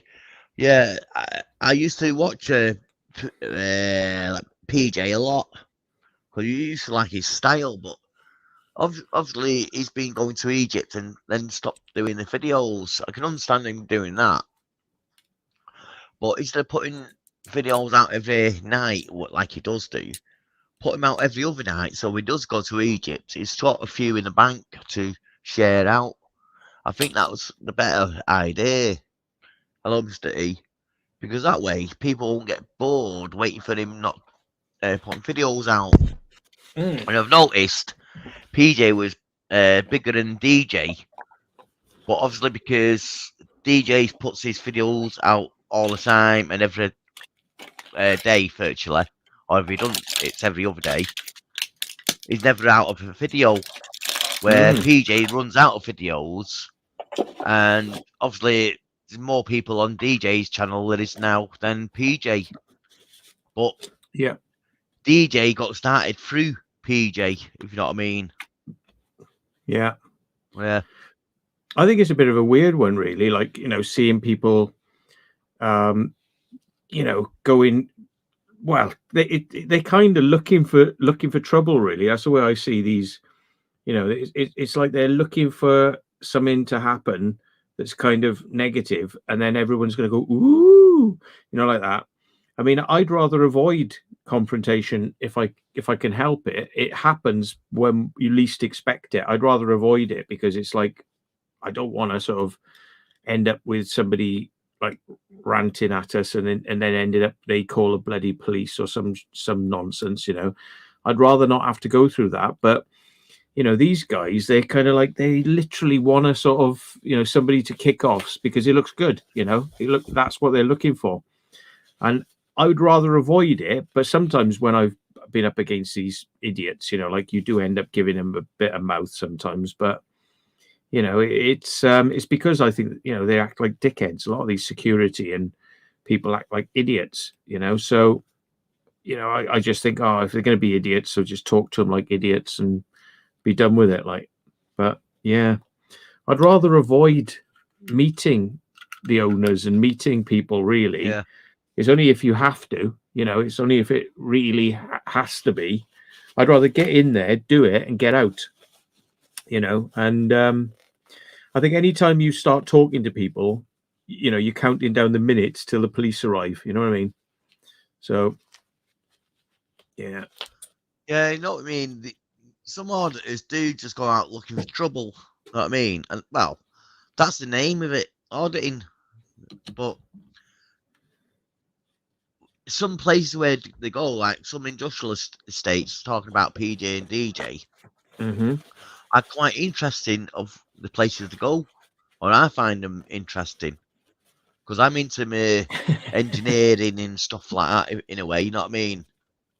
Engineering and I have stuff. questioned some of the DJ audits videos. I'm like, you've gone to a bloody factory on an industrial estate. Yeah, Like, some of you them. know, Yeah, some of it are just units and not great. But like, there's other ones that are being great and interesting, where like concrete works and stuff like that, and the recycling plants where they let them in to have a look around. I think they're quite good. I think if he went like to MI5 headquarters or something like that, you know, in London, and started like getting a reaction off them, I'd be really interested in that, you know, because you're thinking like, oh, this is like a place they really don't want you to be. Like, I'm not too sure that, you know, you get these jumped up security guards at like what, JD Sports headquarters, and it's like, well, all they're doing is sending out boxes of trainers and things like that. What exactly is so hyper secure there that like it needs to be secured this much and nobody can come and have a look? I mean, all it is, there's nothing interesting about the place. It's just the fact that the idiots who work on the gate seem to think it's like the most important thing in the world, and it's not. It's the most shit thing in the world. But like the people who work there seem to think it's the most important thing in the world, and I think that's rather sad. You know, not from, you know, DJ audits. It's just like all he's doing is just showing how fucking sad these jobs worths are, you know. But the places themselves, I think, you know, they're instantly forgettable. It's just that's all really that is going on, is like the interactions with idiots and how they slip up and make themselves look stupid, you know. But I couldn't give two hoots about a bloody factory or something like that, you know. If it's working and people are working there, nah. If it's something secret that they don't want you to see, that's why I kind of like what's his name now, the Bristol guy. He's auditing Britain. Like, he does like to go to places that are on the edge, like prisons, police stations, anywhere they. Yeah. I haven't seen that one, actually. I'll have to watch that. I would like to see that. That would be good. But the reason I'm saying that is because it is really somewhere that the government really do not want you to be, you know. I mean, like, I can't understand why all these people are like in little shopping centers and, you know, and like warehouses and things like that. Why are they so like uptight about you being there? You know, it's nothing, you know. So that's the fascinating bit with DJ Audit's videos, is because he's showing that people are like going berserk over nothing, you know. It's like, I can understand them going berserk over MI5 building. Yeah, 100%. I could totally get that. But why are these idiots? It's almost like contrary. It's like, what DJ Audits is showing is just how petty people can be over nothing, you know.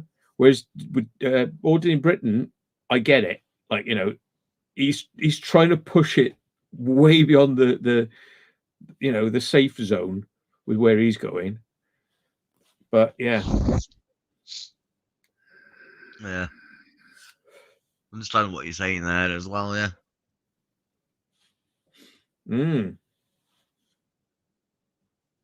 He's done MI5 twice. Yeah, Jesus. And the thing is as well, I mean, like, if you don't get inside the building and the public are allowed to walk around outside the building, why are they going to freak out because you're walking around outside the building? It's like, you know, it's MI5, but I'd be worried if he was trying to get in the building. Simply filming where there's a public bridge goes across and you can see it from the bridge, and you could drive around a roundabout right outside the building, big old roundabout, and people are walking and getting trains and buses all around that building. like, what difference does it make? It's like, you can't stand here and film this. I can't stand here and film it. Oh, what? Unless I'm like a big Hollywood production company doing a thing called James Bond, where they film the building, is it? Right? Oh, they can do it because they're Hollywood, is it? But I can't do it because I've got a camcorder. You know, or the news, or no, certain news channels, not me, on TV or BBC news channels, they're allowed to film your building, but I'm not. Yeah, like it said, you want to be treated. You want how you treat them, and vice versa. You treat them how they treat you. So they come out and nasty with you, you'd be awkward with them. You know what I mean? That's what DJ's like. But I think DJ would really benefit if he changes his name from Audits to something else now. Films or something. Because he's quite big. And when he goes up to firms and says, oh, what's your channel name? He said Audits. Like, oh, you're an auditor. Or filmmaker or something. Know what I mean? It's like, not as, standing the guard against auditors then. It's more relaxed atmosphere. But then again, he might not want to take audits down because he wants that a bit more entertainment of the people turning around and, like you say, that's why people watch him. Pera's just asked, is it blurred on Google Maps? No, it isn't. Not at all. No. So, you know, you can see it on Google Maps. You can see it driving past it in your car. You can walk across the bridge. You can, you know, they just don't want cameras. Why don't they want cameras on it? It's a building. You can't see in. It's got silvered or blacked out windows. You can't see in. Why does it matter? You know? Yeah, yeah, you got to be careful with your drone. I don't think they need to bring tougher draw alarms in. They just got to police the ones they've got there now. So saying that if you're flying in a public park and you go to land it, everyone's seen this clip, I think, on YouTube where this guy goes to land his drone and the dog comes and attacks it. It was on the Black Belt Barristers channel, another YouTuber channel, that is. Yeah. But obviously, if I'm outside in public or whatever, what I do with my drone, I take off from my hand. One, because I can see nothing can jump up on it. Anyone's walking towards it. Know what I mean? It's there. Two, because when the motors start spinning around, bits of dust can get up in the motors and into the motors itself because they're open motors. So this is why I always hold it from the ground, and bits of grass might damage the blades because it's only plastic blades. So I always try and set it off from my hand, and then when I come down, I land it on my hand as well. In case of any dogs or anyone coming towards you, you grab it, just move it away. Simple. You know what I mean? It's common sense. So people who don't use the common sense, oh, I'm in the park. Oh, there's dogs off the lead here. Let's land it. No, don't do that. Like this place, I was filming over a place, and the security guard comes out. So I said, "Oh, let's have a look at your drone." So I was showing him the screen. He went, "Oh, that's great. That I have to do with one of them. All I do is take it up every hour. Have a look on the screen, see if anyone's on there. If they are, go out with the dogs." And it went, "What is it like with what is your dogs like with drones?" He says, "Oh, I don't know." So what I done is lowered my drone down. Obviously not low enough for the dogs to attack it, but high in the van and no bit by bit. I'm basically flying my drone around the guy's head, and the dogs were just looking up at it. You know what I mean? You could tell the reaction. You don't just come down and land your drone right near all the dogs, because obviously they don't know what it is. They got to come and investigate. So it's just common sense. I don't think we need more serious, stiffer drone laws. I think they just need policing better, and people who have got the drones need to abide by the drone laws a bit better as well. That's my opinion anyway. Dinkum said, "Did I hear about DJ's app being pulled by China for drones?" You have to now buy a paid version to fly drones. No, I've not heard that. No. But the thing is, the DJI are like up their own arse with the government, the Chinese government. So wouldn't surprise me. But you know, they're Chinese anyway. Yeah, they are. So why are they stopping their own drones? Don't know. Happened yesterday. Hang on, let me have a look. What's all this about then?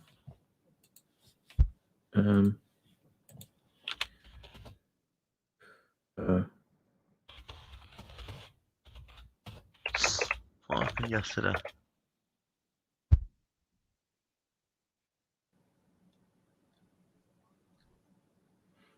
I can't see anything.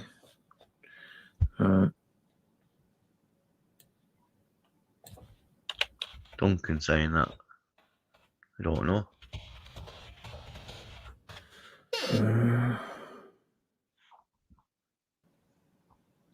I do know that you can download the DJI Fly. What's it called? Fly Mode or whatever it's called. The DJI Fly app now costs $24.99. What? What? You've already bought the drone. The bloody app should be free with it. What the hell? I don't make no sense. What? Yeah, DJI Fly, it's called. You can't order that off. If you've got an Android phone, you can't get it off Google stores no more. Been like that for a while because something to do with Chinese and Android. Again, I don't know. It's all been going on weird for a while. That is a really, really stupid thing to do. Is like say, well, you got the drone, but you can't use it now until you pay for our app. Well, wasn't that included in the price of the drone then? What? Yeah, it's a bit like Apple selling the phone and people return it because it's not fit for purpose. They can't charge it because no charging lead came with it. Now they're giving the charging lead with it, so it is fit for purpose. It's like that though with the drone. If you can't fly it, it's not fit for purpose, is it? So in a way, they might be forced to give it you for free again. You'd expect them to, wouldn't you?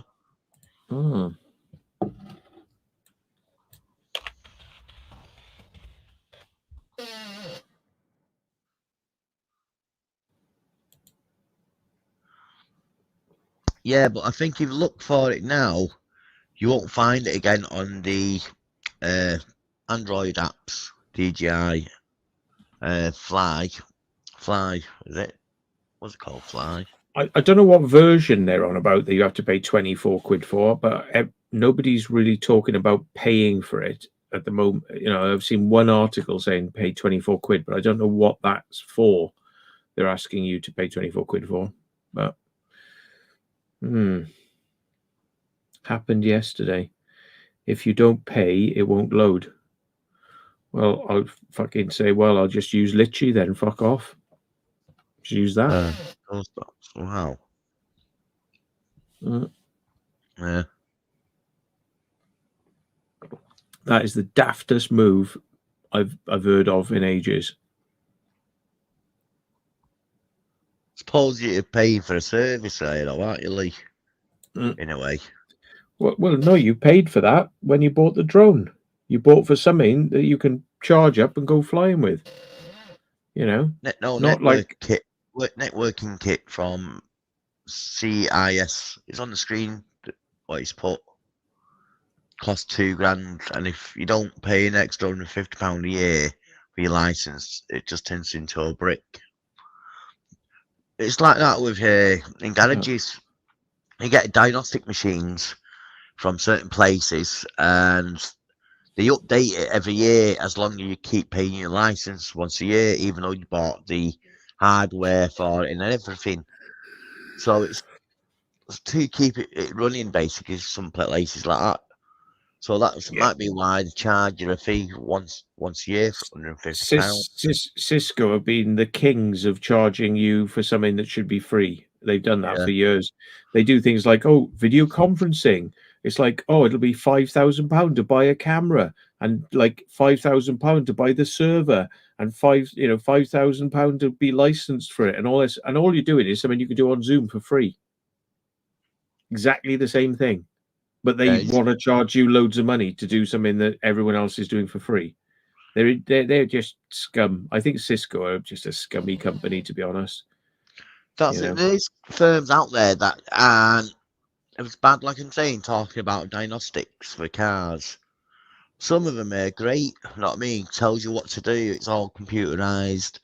What's this fault code? Type in the fault code. It tells you what to do, step by step. How to replace, check where this or check that before replacing it. Know what I mean? So they do come up with some useful information, and with cars, bring out different cars every year, and for the different models and different ECUs. So it is a bit of a service that they do. But like you say, something like that, where you can do it on a StreamYard or something. It's a bit stupid, really, charging loads of money because you're a firm and they're a firm. Yeah. Do that donut company. Be selling shares in them soon. In the donut company. Yeah, I don't know. I mean, the thing is, I don't agree with control. So all my drones are always hacked, so they'll fly wherever I want them to. And I don't believe in remote IDs that are transmitting my position back to, like, airports and things like that. I don't agree with it. So my drones are hacked, so I don't have it, and I won't have it. And I do not have my drone license, and I do not have any drone stuff for it, because I got my commercial drone pilot's license, and that should be enough. I don't need to register again and again and again. It's like, no, you know who I am. You got a problem with it? Come and see me. I wrote them a letter and I said, I refuse to license my drone. Come get me. There's my address. Come get me. And the CAA never did. I wrote to them. I just said, I'm not doing it. You can shove it up your ass. Yeah. But like I say, like the car diagnostics, there is counterfeit ways of getting that. You know what I mean? You buy the hardware and then just buy the software, counterfeit software, and it will do the job.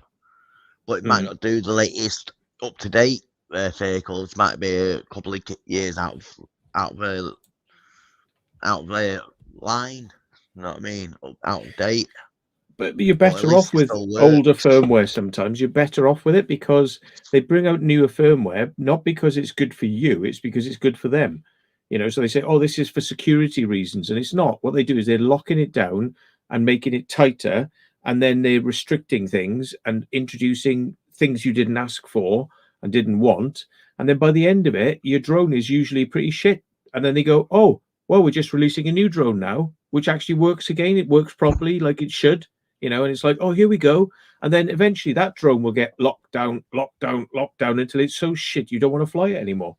So, yeah, when I buy a drone, I never upgrade the firmware unless I know that it's going to actually produce something that's more reliable. Reliable, yes. Their ideas and security, no thanks.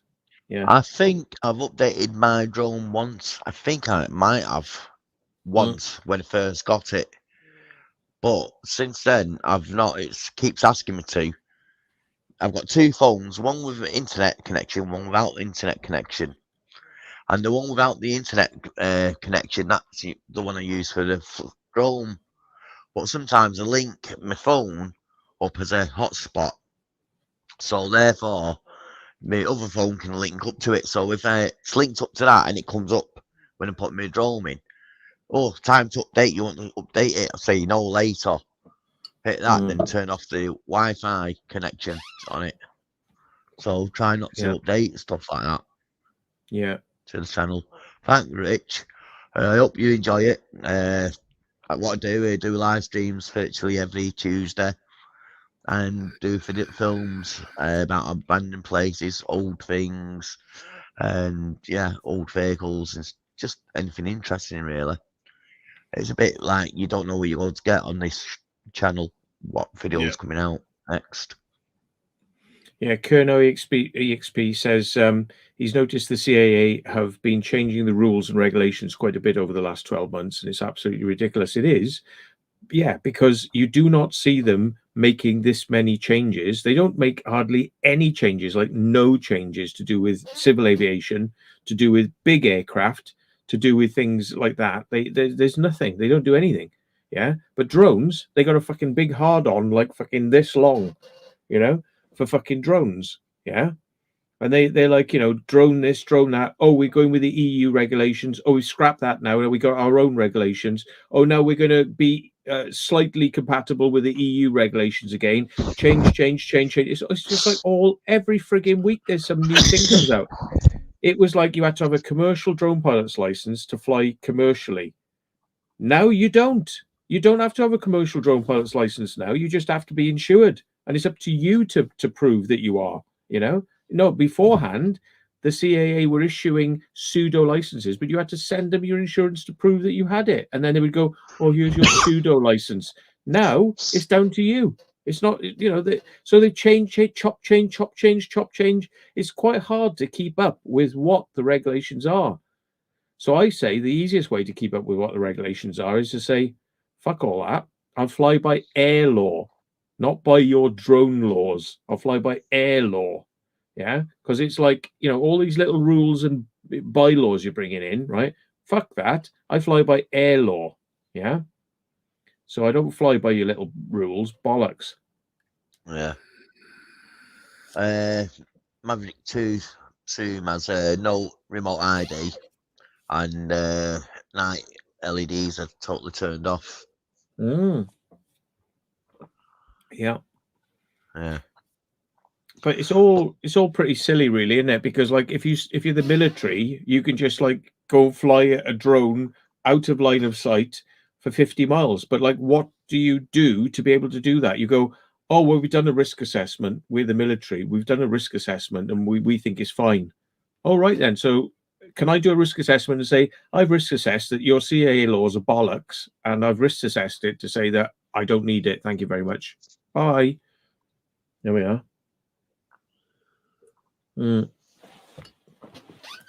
Yeah, remote ID laws come into effect next year. Whatever, not going to affect me. Yeah. Yeah, I did see that Elon Musk interview. Yeah, that was good. I enjoyed that one. Yeah, that was a good interview. That. Can you give me an example? Well, let's not talk about that. No. You just told me that this was that. Can you give me an example? Just one example. Nope. It was funny. Yeah. It's what did you say? It's more filings, or you've heard more stuff on about this or something like that. Give me one example. And I couldn't even give me one example. It's like, so you're saying you've heard loads more? Then he says, well, that's what I've heard. Know what I mean? It's hearsay, that. Yeah. And then he's like, what about the BBC when they say this or when they say that? So he turned the book on him. It was really funny, that. Tesla have just teamed up with the German military, and they've just designed a tank for them. And the one thing they didn't say in the whole of the interview, like about this tank, was, is it electric then? Because like, why is Tesla involved? Is it an electric tank? They didn't say that. They just said, here's the tank, here's the guns it's got, here's the countermeasures. They didn't say, well, is it actually electric? I mean, like, why would Tesla be involved if it wasn't electric? Well, I can tell you why. Railguns. Yeah. They might use mechanics for the machines, the machinery to move it about, but if you got to use a railgun, i.e. a laser gun, you need a lot of power and electric and Tesla batteries. Just a thought there. Just a thought. Yeah. So you could buy a Tesla tank, but you couldn't buy the Tesla off-road vehicle, which they never actually ended up releasing in the end. They just showcased it, and you can't buy that, but you could buy a Tesla tank though. No, they couldn't release that. They had deflective windows. Well, they tried to say the windows were really unbreakable, but they were quite highly breakable. Yeah, Yeah, that's what I mean. They had deflective windows. yeah. That was a Tesla fail, though. That wasn't it really? Mm. But you got to think about the size of the metal spear he's using, big barbarian. The weight of that all hitting one little tiny spot where that is a circle. So that's a pounds and this force as well. That's got to be a hell of a lot of force. Not even a square inch. Is it just on a needle head? No one it really broke. And with obviously a bullet is a thicker object than a round little dot of touching BB. Know what I mean? It's more flat once it hits and lead in it deforms. That's why I think the bulletproof windows don't go through. Oh, what's false opinion on the emergency phone test? Is it this Sunday coming? I thought it's already been, isn't it? 28th, I believe. Oh, is it? I thought it Not had too already sure. been. Oh, yeah, everyone. It's all a storm in a teacup. Like, I turn mine off. I'm not interested. I turned mine off. But We don't. like I We said, we I don't. didn't know how to do it. I asked you. You said Samsung. You go to your settings. Then there's three little dots in the top corner. You go to them, hit that, and then go to your Emergency. Yeah. alerts or whatever. Yeah. Hello, Hello, Frank Quinn. Triggs, by the way. It's the 23rd. Oh, so this Sunday, yeah. DJI Aeroscope shows all drone information, pilot location, drone position, height. Police use them with more than 100-mile range. Well, that's all right then, because I won't be showing up on that. Yeah. Yeah.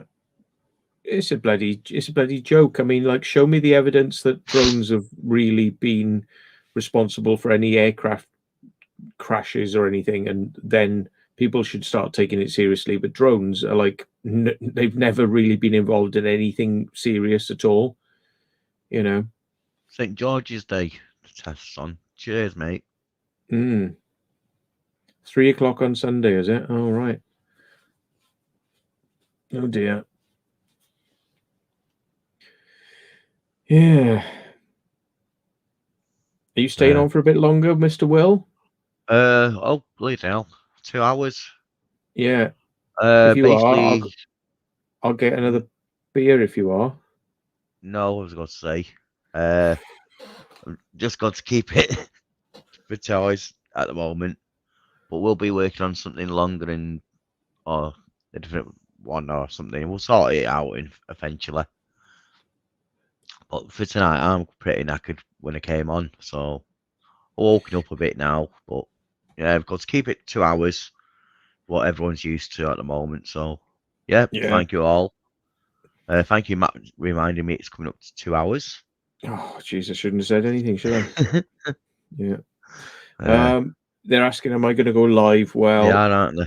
No, I don't think so, because it'll be on till like bloody 2 in the morning. Then I'd rather, like, I need to catch up on some stuff I've downloaded, some series I'm into.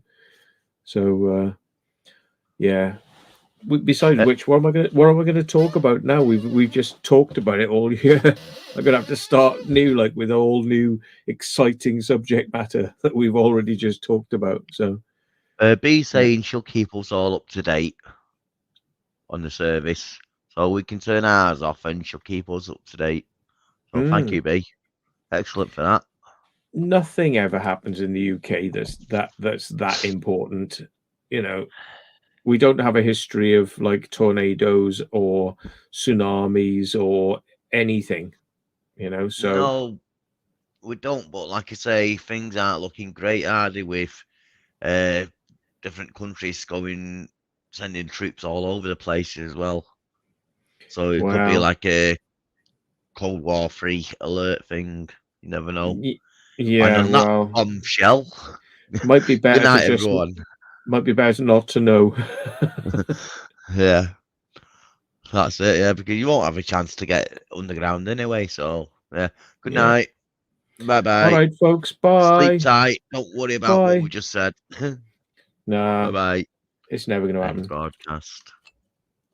Shouldn't do.